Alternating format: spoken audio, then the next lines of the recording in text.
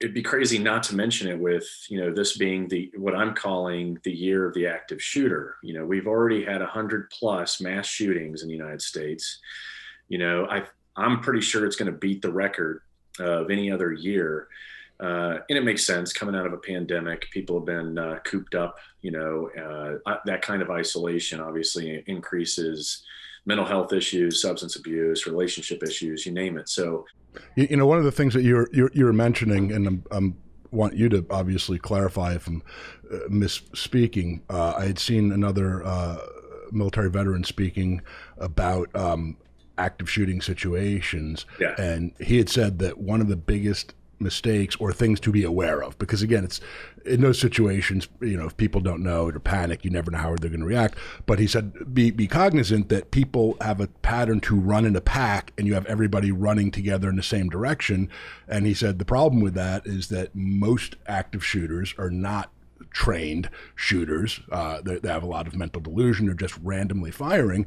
And generally speaking, they're going to aim into where the most people are to do the most carnage. Whereas if you were to run away from the pack, the chances of someone aiming, targeting, and being able to hit you is much lower. Is that accurate, or are there too many variables within that have to be discussed? Yeah, there's a couple other things. I've been doing active shooter training for, since I've been out. And that's all I do for Fortune 500s, places of worship, private schools, you name it, is crisis management. So there's a lot that goes into this. Number one, weapons fired indoors versus outdoors. Indoors, gunshots become omnidirectional, right? I can fire a gun down a hallway and behind another door, and people will think that gunshot was just outside their office door.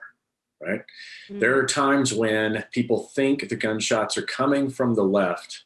Right. And so then they run to the right and they don't even realize they're actually running towards the shooter. So you really have to, number one, identify that shooter or with as much information that you can get in those moments, figure out at least what direction is the shooter. There's something, and I've been putting out the running with the herd thing and to be careful, for quite some time. And my curriculum is, literally all over the place at this point. But there's something important, the mammalian reflex. We've all heard about it when it comes to when you're going to drown, right? That your body naturally shuts down certain aspects of your airway to prevent the drowning. There's other things that fall into that also apply. When you see a bunch of people go running by, it is the mammalian reflex that makes you go, I need to run with them, right? Right. You want to run with the herd, right? Because we are mammals at the end of the day. That is something you're going to have to fight. Number one, like I mentioned previously, you have to know which direction the shooter is. You do not just want to run with the herd aimlessly. That would not make any sense. Staying in satellite groups, I totally agree with, right? And so be a smaller group, right? And move with it. You're going to be far more nimble. You're going to prevent any of the stampede, trampling type issues that go on when big masses of people start running down a hallway. You got walls literally, on four sides of you, right? The ceiling, the floor, and then you've got the walls on both sides. And that's where a lot of crush injuries occur anyway. So that's another reason, just stay away from the herd. So you don't get crushed. That's actually another good point. You get trampled on. Oh yeah. And then there's a lot of asphyxiation, like crush injuries, breathing injuries, whether it's social unrest and, what we saw, this past year in major cities, there were a lot of crush injuries, or people who suffocated. I mean, remember the video of the Capitol building when everybody was in between the doorways and it was the one Capitol Police guy that was like, I can't breathe. He is stuck. That is just horrible. That's like the worst probably way to die, I would think, just being suffocated slowly. So, there's a lot of reasons to look out for the herd.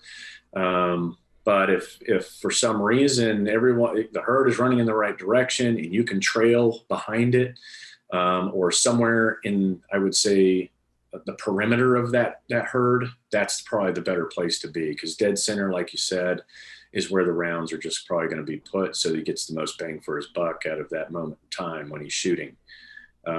And that's the run, really. When you can run, you should run from point to point, taking cover along the way, always trying to keep your eyes on the shooter. There's a difference between cover and concealment, right? Cover stops bullets, concealment just hides you. So I always compare it to a cinder block wall versus, getting behind the curtains, right? Both get you out of sight, but only one of those will stop bullets, right? And so those are, once again, things you should be identifying, well ahead of time.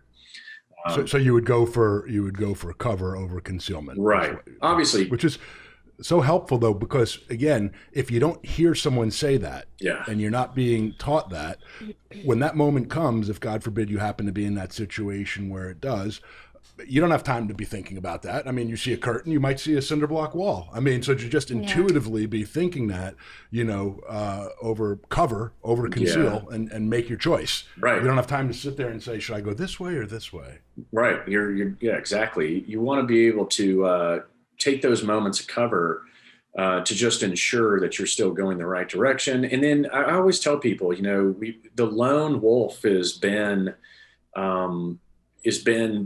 really the only threat. Now, give it some time and we're going to see multiple shooters, right? These suicide pact crap has been going on. I mean, just here locally, we had two brothers decide to kill the entire family, and then they killed each other at the end, right?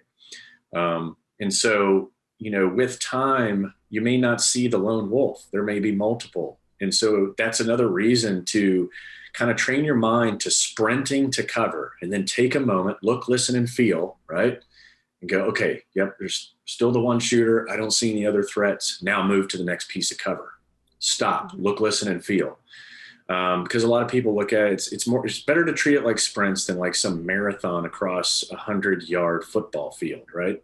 That wouldn't make sense, being in the open for that period of time without taking cover. You would feel like, okay, any minute now I'm going to get shot because I've been in the open way too long, right?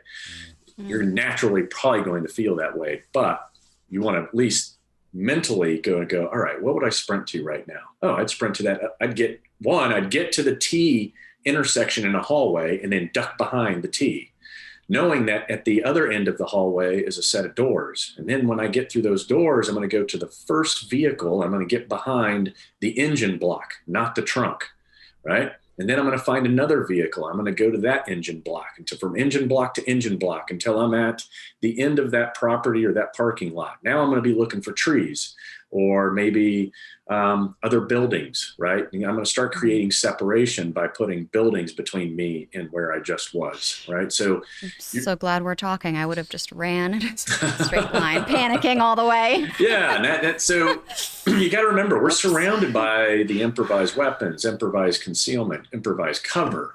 You just have to take a moment and kind of think about it. And once again, the only reason I bring all this up is because I feel like this will be the year of the active shooter, unfortunately, and we all need to be on the look at it more so than any other time in history. So.